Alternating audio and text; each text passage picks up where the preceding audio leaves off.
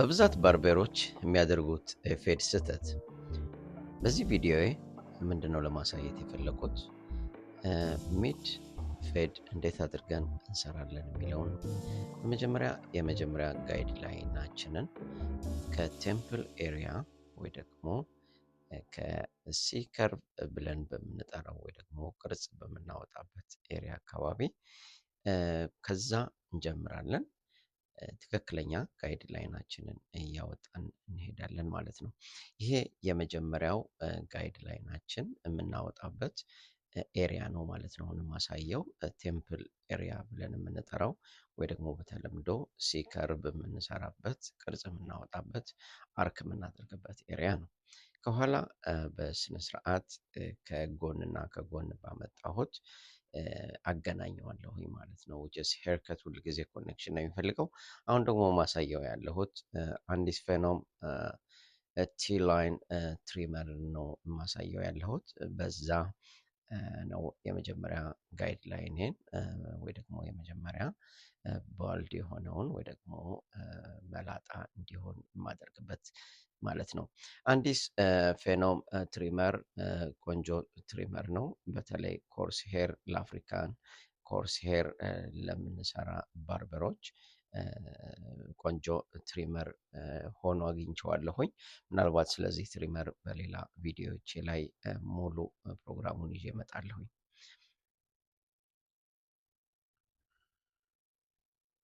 እዚህ ጋር መጠንቀቅ ያለብን በተለይ እነዚህ ቲፕ ብሌድ ያላቸው ሻርፕ ብሌድ ያላቸው ትሪመሮችን በምንጠቀም ጊዜ ሞስትሊ ሶፍት በሆነ ወይ ደግሞ በጣም ብዙም ሳንጫነው መስመሩን ብናወጣበት የተሻለ ነው።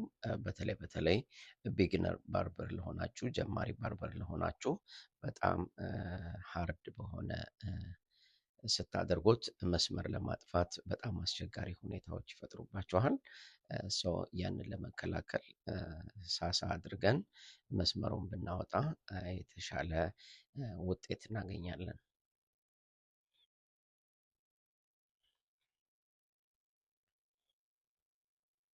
የመጀመሪያ ጋይድ ላይኔን አሁን አውጥቼዋለሁኝ።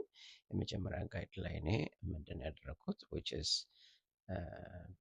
ሚድፌድ የምሰራበትን ትክክለኛ ኤሪያ ተከትዬ የመጀመሪያውን እያጠራሁኝ እሄዳለሁኝ ማለት ነው።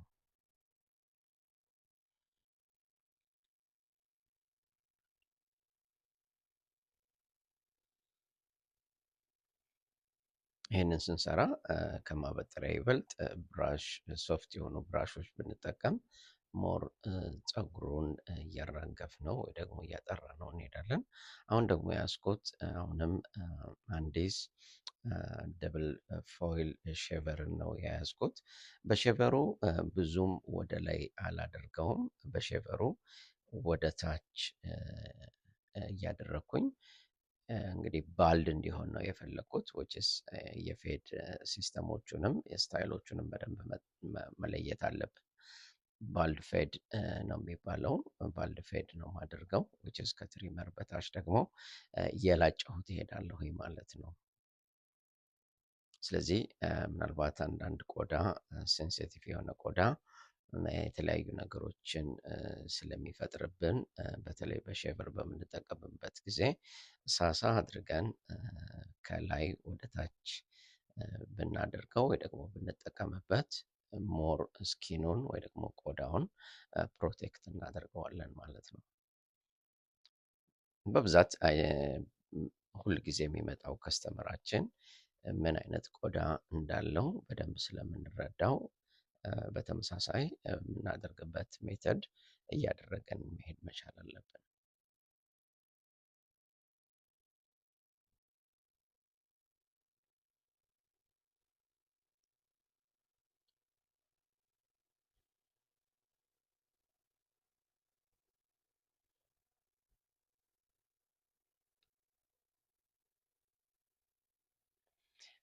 አሁን ደግሞ የመጀመሪያ ሁለተኛ ጋይድ ላይኔን አይ ቲንክ ማወጣው መጀመሪያ ከላጨሁት በኋላ ዋል ማጂክ ክሊፕ በሆነው ክሊፐሬ ትንሿ ጣታችን which is ፒንኪ የመጨረሻ ጣታችንን የምታክል የተወሰነች ወደ ላይ ሄጄ የመጀመሪያ ጋይድ ላይኔን አወጣለሁኝ። እዚህ ጋር ጋይድ ላይን ስናወጣ በደንብ መጠቀም ወይ ደግሞ መከተል ያለብን የጭንቅላቱን ወይ ደግሞ ቦን ስትራክቸሩን እና የጭንቅላቱን ስታይል ሼፕ መከተል መቻል አለብን። በተለይ እጃችንን ወደ ላይ ከላይ አድርገን ደግሞ ኮንትሮል ሲስተም መኖር መቻል አለበት። ሌላ በቲክቶክ ትምህርቴ ላይ ያስተማርኩት ወይ ደግሞ የነገርኳችሁ ምናልባት ይህን ፕሮግራም የምትከታተሉ ካላችሁ ክሊፐር ኮንትሮላችን ትልቁን ሚና የሚጫወት ነው። ስለዚህ ክሊፐር ኮንትሮላችንን እየተከታተልን እየተቆጣጠርን መሄድ መቻል አለብን።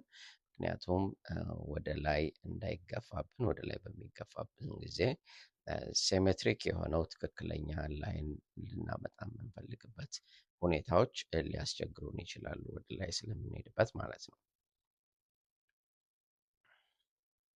በተመሳሳይ በሁለቱም ሳይድ እና በኋላ በኩል ትክክለኛ ሴሜትሪኩን የያዘ ላይን እያወጣሁኝ የመጀመሪያ ጋይድ ላይኔን እያወጣሁኝ እሄዳለሁኝ።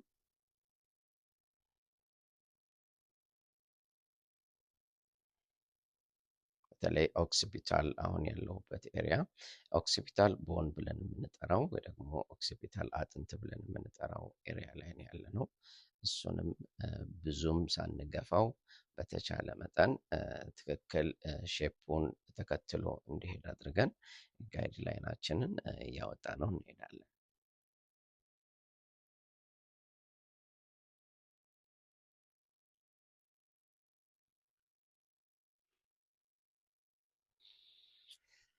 አሁን አንድ ቁጥር ሙሉ ለሙሉ ዘግቼ በዋል ማጂክ ክሊፐሬ ሁለተኛ ጋይድ ላይኔን እያወጣሁኝ እየሄድኩኝ ነው ያለሁት።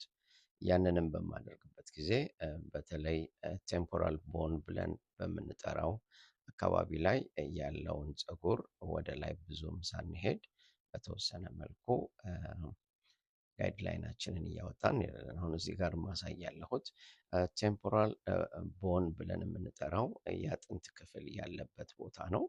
ያ ቦታ ትክክለኛ ብሌንድ አድርገን የመጨረሻው ዴስቲኔሽናችን ወይ ደግሞ የመጨረሻው መዳረሻችን ቦታ ነው። እሱን በደንብ አድርገን ማወቅና መረዳት መቻል አለብን። በተመሳሳይ አሁንም ሙሉ ለሙሉ አንድ ቁጥሬን ዘግቼ በአንደኛው ሳይድ ያለውን ደግሞ እሄዳለሁ። ምናልባት እዚህ ጋር የምጠቀመው ሲስተም ልብ ብላችሁ አስተውላችሁት ከሆነ በሁለቱ ሳይድ ያለውን ትክክለኛ ሴሜትሪክ የሆነውን ላይን ተከትዬ ሄጄ ከኋላ ካለው ጋር እያገናኘሁት ነው መሄድ ያለሁት። እንዳልኩት ቅድም ሁልጊዜ ፀጉር ምንድነው የሚፈልገው ብንል በደንብ ስንረዳው ፀጉር ኮኔክሽን ይፈልጋል። ኮኔክት እያደረግነው እንሄዳለን። በአንድ መስመር የምንሄድ ከሆነ አንዳንድ ጊዜ ከላይና ከታች ይሆንብንና ትክክለኛ ሴሜትሪክ የሆነውን መስመር ሊይዝልን አይችልም ማለት ነው።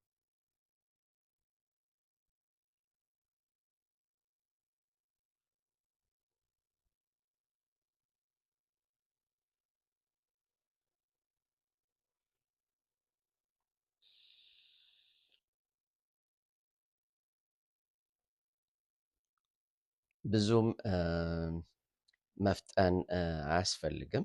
በተለይ ፀጉር በምንሰራ ጊዜ በተለይ ጀማሪ ለሆነን በጣም በምንፈጥንበት ጊዜ ትክክለኛ የክሊፐር አወዳደቃችን ትክክል ሊሆንልን ስለማይችል አንዳንድ ፀጉሮች ስለሚያመልጡን በኋላ ለማስተካከል እና ብሌንድ ለማድረግ በጣም አስቸጋሪ ስለሚሆንብን በስነ ስርዓት ፔሸንት ሆነን እየተመለስን በስነ ስርዓት እያጠራነው መሄድ መቻል አለብን።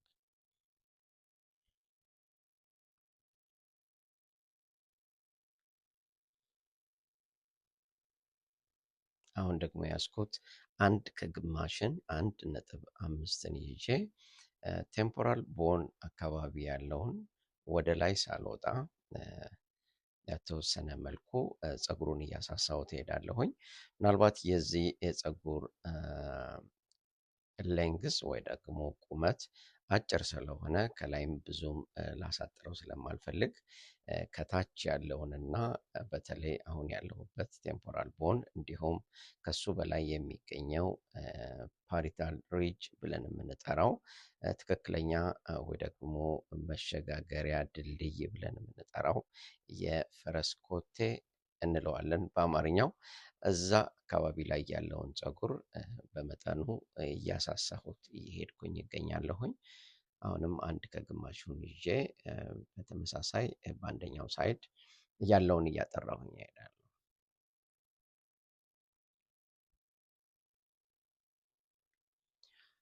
እዚህ ጋ ምንድነው ሌላ ተከታታዮቼ እያዩ ሙሉ ላይቭ ቪዲዮ ስትሪም የለቀኩት ቪዲዮ ስለነበረ እዛ ጋም ስለ ማስተካክለው ወይ ደግሞ ስለነበረው የፀጉር አቆራረጥ ፕሬዘንቴሽን እያደረኩኝ ያለሁበት ቪዲዮ ነው። ሙሉ ልቆርጠው ስላልፈለኩኝ ነው እያስገባሁት።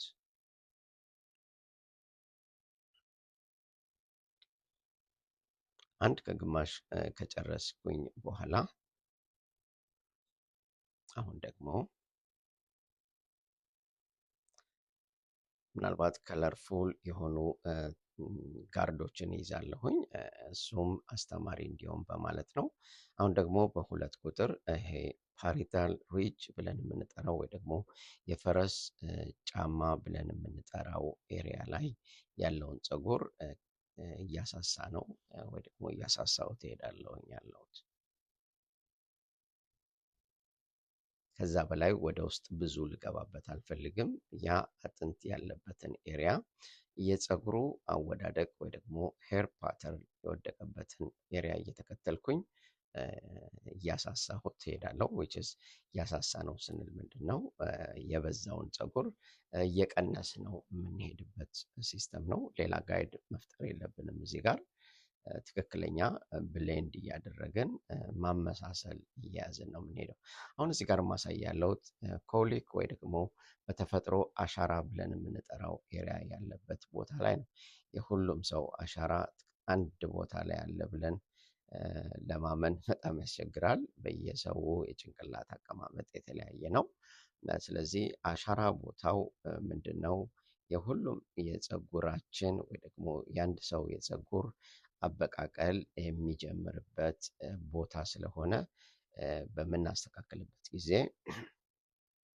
በተለይ የአሻራ ቦታዎቹን መጠንቀቅና ፀጉሩ ወደ ወደቀበት ፀጉሩን ማስተካከል እንዳለብን እዚህ ጋር እየገለጽኩኝ እገኛለሁ። አክቹዋሊ በላይቭ ስትሪም ፕሮግራሜ ላይ የነበረው ማለት ነው።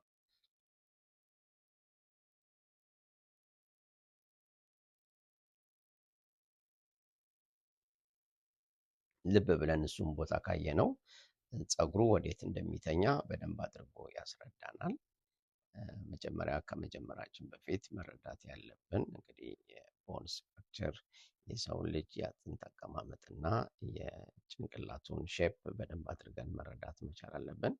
ከዛ በተረፈ ሄር ፓተርኑ እንዴት ነው የሚወድቀው የሚለውን ነገር ወይ ደግሞ ወዴት ነው የሚተኛው የሚለውን ነገር መረዳትና ማወቅ አለብን። ያንን በምናውቅ ጊዜ ትክክል የምንሰራውን ስራ በደንብ አድርገን ለመስራት እና የፀጉሩንም አወዳደቅ የፀጉሩንም ቴክስቸር በደንብ አድርገን ለመረዳት አያዳግተንም ማለት ነው።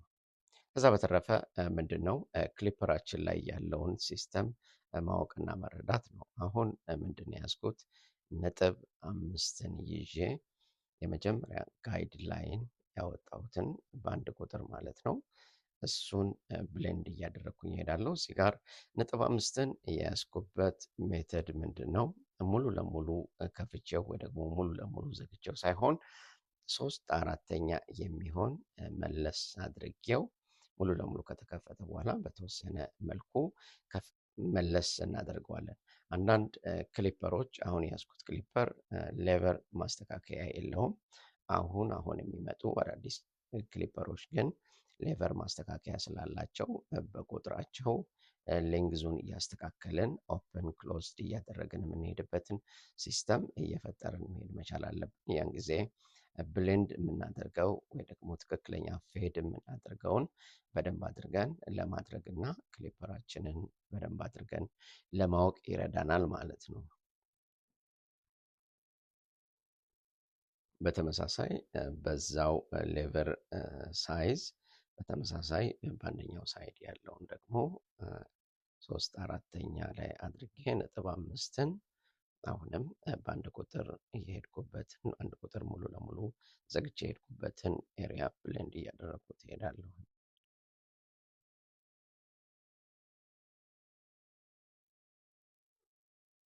እዚህ ጋር የአንግል ቴክኒክ ወይ ደግሞ የአንግል ጨዋታ ነው የምንጫወተው። ምክንያቱም ክሊፐራችን ሁል ጊዜ በኮርነር በጫፍና በጫፉ ትክክለኛ ብሌንድ እስኪያደርግልን ድረስ በዛ እያስተካከልን ወይ ደግሞ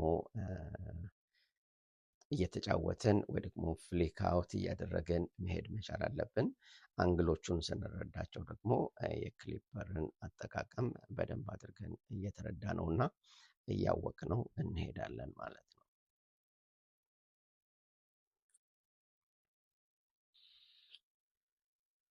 እዚህ ጋር ብሌንዲንግ ሲስተም እያደረኩበት የሚሄድበት ቦታ ላይ በአንደኛው እጄ ከላይ ያለውን ጭንቅላቱን ቆዳ እየሳብኩኝ እሄዳለሁ።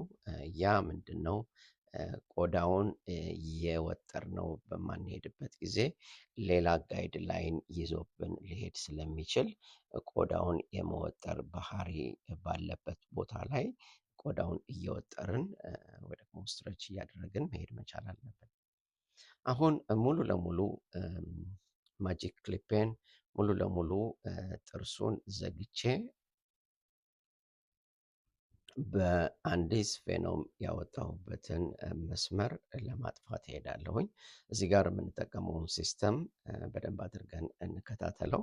ሙሉ ለሙሉ ዘግቼው ነው መሄድ ያለሁት። አሁን መጀመሪያ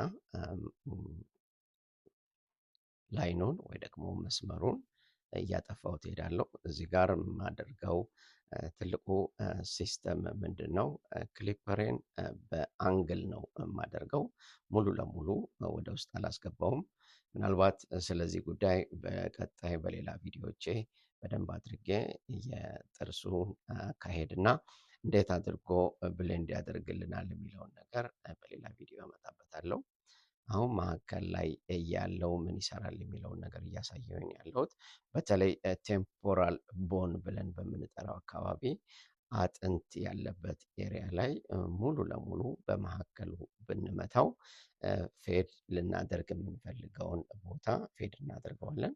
ሌላ አሁን ሙሉ ለሙሉ ከዘጋሁት በኋላ በመጠኑ ግማሽ ካደረኩት በኋላ ደግሞ ከላይ ቀርቶ ያለውን ብሌንድ እያደረኩ እሄዳለሁ።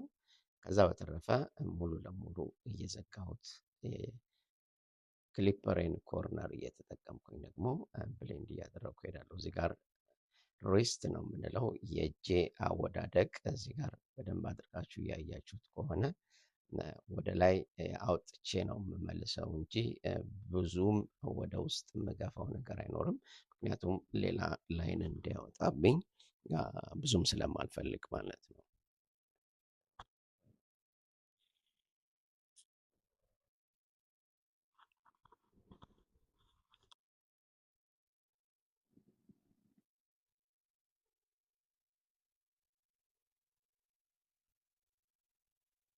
እዚህ ጋር መጠቀም ያለብን እንዳልኩት የብሌዳችንን ኮርነር ነው የምንጠቀመው። አሁን ፓርት ፓርት እያደረኩኝ ነው እየሄድኩኝ ያለሁት። የመጀመሪያውን ፓርት which is ቴምፖራል ቦን እና በቴምፕል ኤሪያ አካባቢ ያለውን ብሌንድ አድርጌ ከቴምፖራል ቦን ወይ ደግሞ ከጆሮ በላይ እና በኦክሲፒታል ወይ ደግሞ በጀርባው በኩል ያለው አጥንት አካባቢ ያለውን ሁለት ጋይድ በማድረግ ሁለተኛው ጋይዴን እሱን ደግሞ ብሌንድ እያደረኩት እሄዳለሁ። ይህንን እዚህ ጋር ማሳየት የፈለኩት ምንድነው? በተለይ ጀማሪ ለሆነን ሙሉ ለሙሉ ከመሄድ ስቴፕ ባይ ስቴፕ ትንሽ በትንሽ እዛው ብሌንድ እያደረግን ብንሄድ ለስራችን ቀላል ያደርግልናል። ሙሉ በምንሄድበት ጊዜ እንግዲህ በጣም የሚያስቸግረን መስመር ሊኖርብንና መስመሩን ለማጥፋት ወደ ላይ እየሰበሰብነው ስለምንሄድ እዛው ላይ ያለ በተወሰነ ፓርት እየከፋፈልን የአንድ ሰው የጭንቅላት ፓርት እንከፋፍለው ብንል በአራት ፓርት መከፋፈል እንችላለን። ያንን እየከፋፈልን ብሌንድ እያደረግን ብንሄድ ጥሩ ውጤት ያመጣልናል ማለት ነው።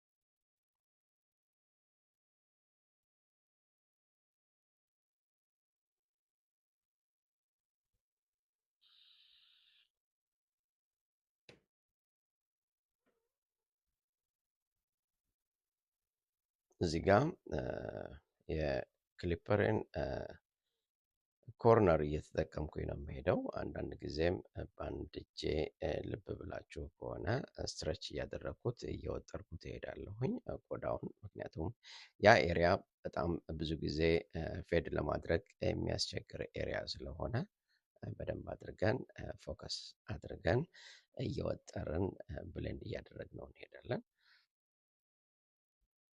አሁን ሶስተኛ መስመር ልበለው በደንብ እንዲረዳን እሱ ላይ ያለውን አሁንም ከጆሮው በላይና በኦክሲፒታል በኩል ያለውን የቀረውን ብሌንድ እያደረግኩኝ የሚሄድበትን ሲስተም እፈጥራለሁ።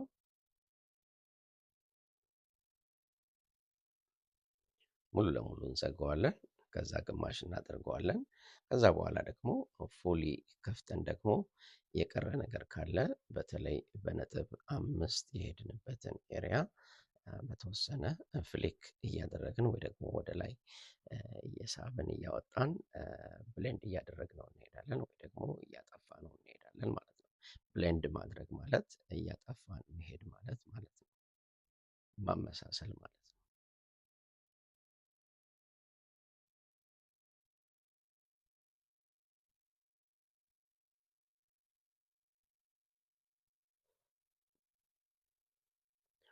ያው በብዛት ጀማሪዎች ቅድም እንዳልኩት ትሪመር በምንጠቀምበት ጊዜ የምንጠቀምበትን ትሪመር በደንብ አድርገን እስከምንረዳው ድረስ በተለይ ሻርፕ የሆኑ ትሪመሮችን ከመያዝ እና መስመር ከማውጣት ይበልጥ በክሊፐራችን የመጀመሪያ ጋይድ ላይን እያደረግን በክሊፐራችን እየተላመድን ሞር ኤክሰርሳይዝ እየወሰድንበት ስንመጣ ከዛ በኋላ ትሪመሮቹን በምንጠቀምበት ጊዜ አስቸጋሪ የሚሆንበት ነገር አይኖርም ማለት ነው። ስለዚህ ክሊፐሩን በደንብ አድርገን እስከምንረዳው ድረስ ምክንያቱም አንዳንድ ክሊፐሮች ሞር ፓወርፉል ስለሆኑ መስመሩን እየገፉብን የሚሄዱብን ወይ ደግሞ ኮንትሮሉ ከሌለ እያሸነፉን ይሄዳሉ ማለት ነው።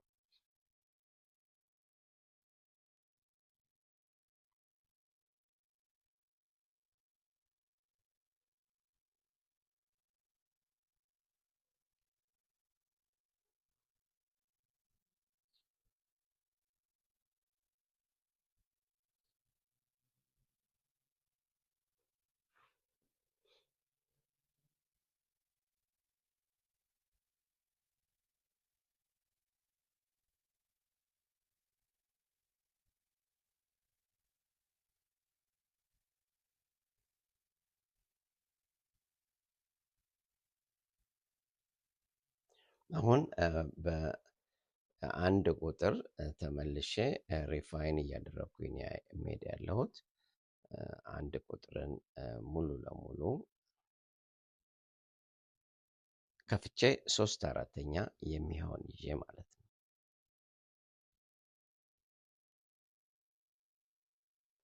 ሁለተኛ ጋይድ ላይኑን ብሌንድ እያደረግኩኝ እሄዳለሁ ማለት ነው። ሙሉ ለሙሉ በአንድ ቁጥር 3/4 አድርገን ከሄደን በኋላ ብሌንድ ካደረግነው በኋላ አሁን የሚቀጥለው አንድ ከግማሽን ይዤ በሁለት ቁጥር የሄድኩበትን ኤሪያ ደግሞ እሱን በተወሰነ መልኩ ብሌንድ እያደረግኩኝ እሄዳለሁኝ። እዚህ ጋር 1.5ቱን ሙሉ ለሙሉ ከፍቼው ነው የምሄደው ያለሁት። ምናልባት ማይጠራ ወይ ደግሞ ያልጠራ ቦታ ካለ ስንመለስ እየዘጋን ብሌንድ እያደረግነው እንሄዳለን ማለት ነው።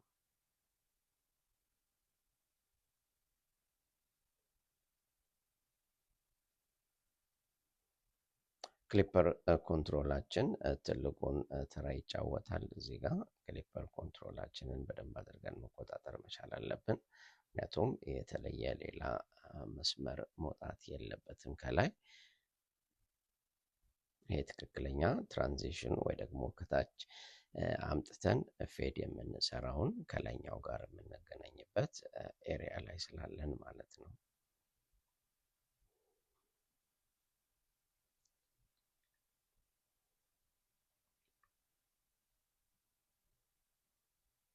እዚህ ጋር አንድ ሌላ ቲፕ መስጠት የምፈልገው ምንድነው፣ በተለይ በምናስተካክልበት ጊዜ ቦዲ ፖዚሽናችን ወሳኝ ነው። ቦዲ ፖዚሽናችንን እየተከተልን መሄድ መቻል አለብን።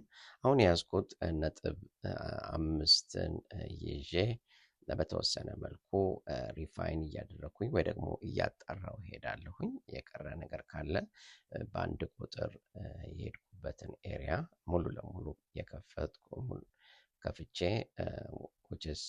ከፍቼ ግማሽ እንዲሁም እየዘጋሁኝ ብሌንድ እያደረኩት እሄዳለሁኝ ማለት ነው። የቀሩ ነገሮች ካሉ እያጠራናቸው እንሄዳለን። በነጥብ 5 ከሰራን በኋላ ምንድነው የሚቀጥለው ፕሮሰሱ? ሙሉ ለሙሉ ክሊፐራችንን ጋርድ የሌለበት ወይ ደግሞ በጥርሱ ብቻ ደግሞ ሙሉ ለሙሉ እየከፈትን ግማሽ እየዘጋን የቀረ ነገር ካለ ደግሞ እስከ መጨረሻው ላይን እስካወጣንበት ድረስ ያለውን ነገር እያጣራን ወደ ታች ደግሞ እንመለሳለን ማለት ነው። ወደ ላይ ከሄድን በኋላ ወደ ታች ስንመለስ ደግሞ which is filter ወይ ደግሞ ዲቴይሊንግ የምንሰራበትን ሲስተም እየተጠቀምን ስንመጣ ትክክለኛ ፌድን ብሌንድ ለማድረግ እና ትክክለኛ ፌድን ለማውጣት አያስቸግረንም ማለት ነው።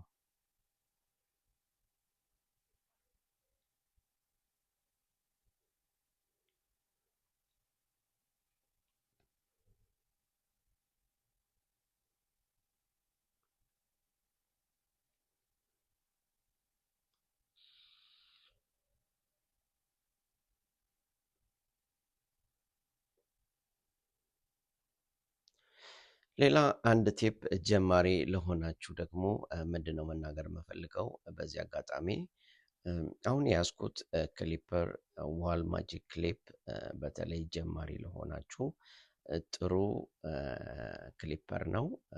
ጥሩ ስራ እንዲሰራላችሁና ረጅም ሰዓት ቻርጅ አድርጎ መቆየት የሚችል እንዲሁም ብሌዱ ደግሞ በስነ ስርዓት ፌድ ለመስራት የሚረዳን ብሌድ ያለው ነው። አሁን እኔ የምጠቀምበት ማጂክ ክሊፐር which is ብሌድ ታይፑ ፌድ ብሌድ ነው የምጠቀም ያለሁት። ይህንን የምጠቀምበት ምክንያቴ አንዳንድ ስስ የሆኑ ፀጉሮች ፌድ ለማድረግ የሚፈልጉት የራሱን የቻለ ጥርስ ስላለ ጥርሱንም በደንብ አድርገን እያወቅነውና እየተረዳነው መሄድ መቻል አለብን። በተለይ ፌድ ለመስራት የትኛውን ጥርስ እንጠቀማለን፣ ለየትኛው ሄር ቴክስቸር የሚለውን ነገር በደንብ እየተረዳነው መምጣት መቻል አለብን ማለት ነው። እዚህ ኤሪያ ጋር በተለይ ይሄ ኦክሲፒታል ቦን የሚባለው ኤሪያ ጋር በደንብ አድርገን የሰውየውን ወይ ደግሞ የምናስተካክለውን ክላይንት ጭንቅላት ወደ ታች ካላደረግነው ብሌንድ ሊያደርግልን የሚችለው የአጥንት ክፍል በጣም አስቸጋሪ ስለሚሆን በተለይ አጎንብሰን እንድንጠቀም እመክራለሁኝ። አሁን ምንድን ነው ያዝኩት? አይ ቲንክ በቲ ላይነር በአንዲስ ፌኖም ያወጣሁበትን መስመር ለማጥፋት የምጠቀምበት ሌላ ትሪመር ነው። ይሄ ትሪመር ሙሉ ለሙሉ ዚሮ ጋፕ ያልሆነ ትሪመር ነው። ምናልባት ወደፊት ስለ ትሪመሮች ስለ መሳሪያዎች ቪዲዮዎች በደንብ ሰርችበት እመጣለሁኝ። ምንድነው ዚሮ ጋፕ ያለውና ዚሮ ጋፕ የሌለው ትሪመር ልዩነት የሚለውን ነገር ማለት ነው። የቀሩ ነገሮች ካሉ በሱ እያጠራሁኝ እሄዳለሁ። በተለይ በትሪመሩ ያለፍኩበትን ቦታ የተወሰነ መስመር ተወብኝ ካለ እሱን እያጠራሁኝ እሄዳለሁ ማለት ነው።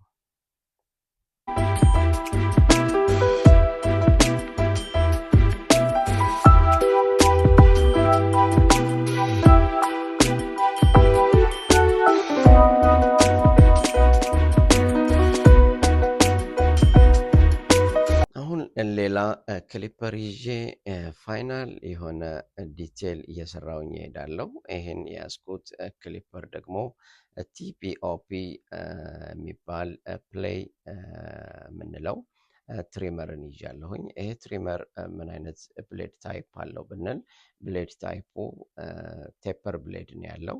በዛበት ቴፐር ብሌድ ብዙ ሳልጎዳው የተወሰኑ መጥራት ያለባቸው በተለይ ባልክ ሆነው ወይ ደግሞ ጠቆር ብለው ያሉ ፀጉሮችን እንዲያነሳልኝ በሱ እየተጠቀምኩኝ እሄዳለሁ። ምናልባት እነዛ የሚቀሩ ፀጉሮች ቅድም እንዳልኩት አንዳንድ ጊዜ ከክሊፐር ኮንትሮላችን አምልጠው የሚሄዱ አንዳንድ ጊዜ ደግሞ በሰውየው ወይ ደግሞ በየሰው የጭንቅላት አቀማመጥ ሁኔታ ወደ ውስጥ የገቡ ፀጉሮች ሊኖሩ ስለሚችሉ ማለት ነው። አሁን እዚህ ጋር እየገለጽኩኝ ያለሁት ምንድነው በስነ ስርዓት ቴምፖራል ቦን ብለን የምንጠራውን ኤሪያ የሰው ልጅ ጭንቅላትን በደንብ አድርገን መረዳት መቻል አለብን። ያ ትክክለኛ ሼፕ ሊሰራልን እና ሼፑን በደንብ አድርገን ልንቀርጸው ወይ ደግሞ ልናወጣው የምንችልበት ትክክለኛው ወይ ደግሞ ሰፊው ያጥንት ቦታ ነው ማለት ነው። ያ ኤሪያን በደንብ አድርገን መቆጣጠር እና እዛ ላይ ያለን ፀጉር በደንብ አድርገን ብሌንድ ማድረግ መቻል አለብን ማለት ነው። ሻምፖ ካጠብኩት በኋላ አሁን የምጠቀመው which is ሄር ቶኒክ እያደረግኩለት እገኛለሁ። ሄር ቶኒክ ፕሮዳክት ጥቅም ምንድነው? which is ቆዳውን ወይ ደግሞ ስካልፑን ሪፍሬሽ ያደርግልናል።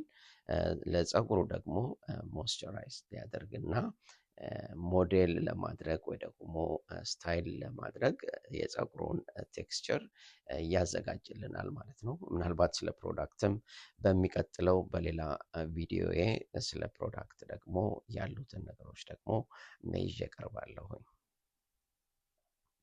አሁን ያዝኩት ሄር ድራየር ቤቢሊስ ፕሮ ሊሚትድ ኤዲሽን ሄር ድራየር ነው ይዤ ያለሁት። በጣም ላይት ዌት ወይ ደግሞ ቀላል የሆነ ሄር ድራየር ነው። ብዙ ጊዜ በሄር ድራየር እጠቀማለሁኝ። በሄር ድራየር ሚዲየም ሂት እያደረግኩኝ መድረቅ ያለበትን እያደረግኩኝ በስታይሊንግ ብራሽ እያደረግኩት እየሄድኩኝ ይገኛለሁ። ይህንን የማደርገው ውሃውን ለማጥራት እና ፋይናል ተች ካለኝ ፋይናል ተች ለመስራት ነው። እዚህ ጋር አንድ መረዳት ያለብን ነገር ምንድነው? ፀጉር ሁል ጊዜ በተፈጥሮ ደረቅ ሆኖና ውሃ ሲነካው ቴክስቸሩን ስለሚቀይር በደረቅ ልናገኘው ወይ ደግሞ በደረቅ ልናስተካክለው ያልቻልነውን ፀጉር ውሃ ከነካው በኋላ ወይ ደግሞ ሻምፖ ከታጠበ በኋላ ቴክስቸሩን ቀይሮ ስለሚመጣ የዛን ጊዜ ትክክለኛ ዲቴል ወርክ ስንሰራ በብዛት ምንድነው ጥርት ያለን ስራ እንሰራለን ማለት ነው። አሁንም ቲፒኦፒ ክሊፐሬን ይዤ አንድ ቁጥርን ሙሉ ለሙሉ ከፍቼ ፀጉሩ ወደሚተኛበት ምክንያቱም ክላይንቱ ወይ ደግሞ የክላይንቴ የፀጉር ስታይል ወደፊት ስለሚያበጥረው which is ቡዝ ከት እንደምንለው ማለት ነው ወይ ደግሞ አጭር ስለሚያደርገው ፀጉሩ ወደሚተኛበት በአንድ ቁጥር ወደ ታች እያደረግኩት እሄዳለሁኝ ያለሁት ማለት ነው።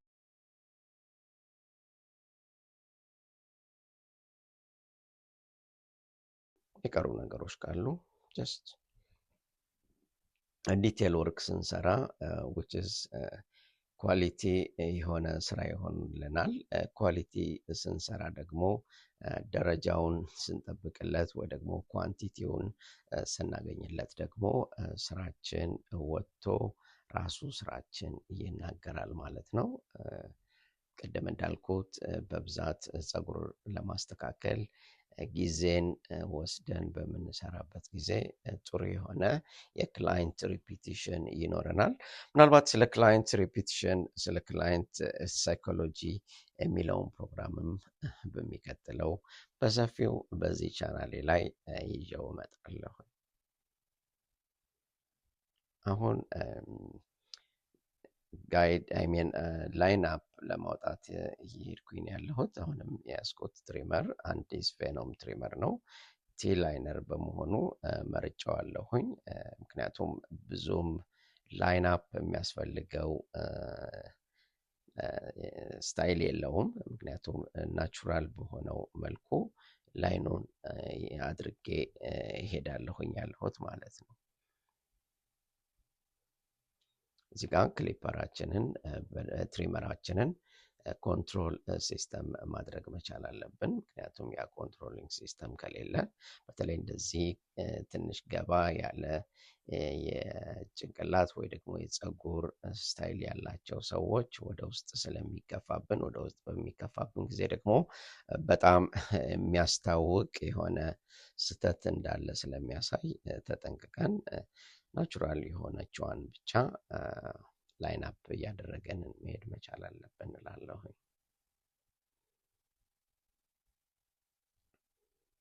አሁን እዚህ ጋር እየገለጽኩኝ ያለሁት በደንብ በመስታወት ይታየናል ያለው ትክክለኛ ሼፑን ወይ ደግሞ ትክክለኛ የሚፈለገውን የፀጉር ስታይል ሰርተን እንዴት አድርገን እናወጣለን የሚለውን ነገር፣ ሁለተኛ ክሊፐር ኮንትሮላችንን እንዴት አድርገን እንጠቀማለን የሚለውን ነገር እየገለጽኩኝ ያለሁት። ከዛ በላይ ደግሞ በአይናችን ልናየው የማንችለውን ነገር ደግሞ በተለይ መስታወታችንን እየተጠቀምን የቀረውን ነገር እያየንበት የምንሄድበትን ሲስተም ወይ ደግሞ ቴክኒክ እያዳበርን መሄድ መቻል አለብን እላለሁኝ።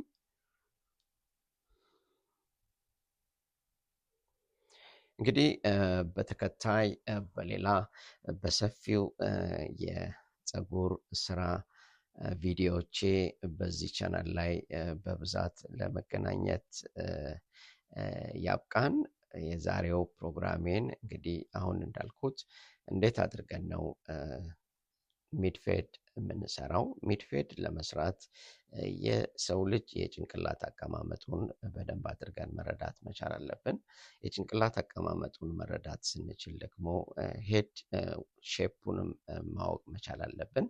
የዛን ጊዜ የምንሰራውን ስራ ደግሞ በደንብ ለመስራት የሄር ቴክስቸሩን፣ የክሊፐራችንን፣ የትሪመራችንን አካሄድ እንዲሁም ኮንትሮል በደንብ አድርገን እየተረዳ ነው መሄድ መቻል አለብን።